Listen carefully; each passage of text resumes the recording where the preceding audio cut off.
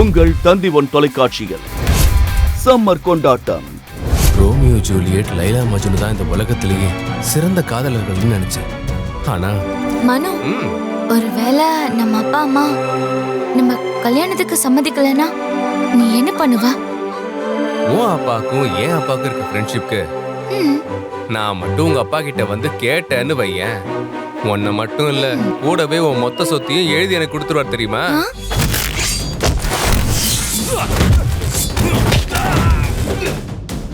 Captain, இந்த love பண்ணும்போது ஜாதி மதம்லாம் பார்க்கணுமான்னு? அதையெல்லாம் பார்த்து பண்ணா அது எப்படிப்பா லவ்வா இருக்கும்?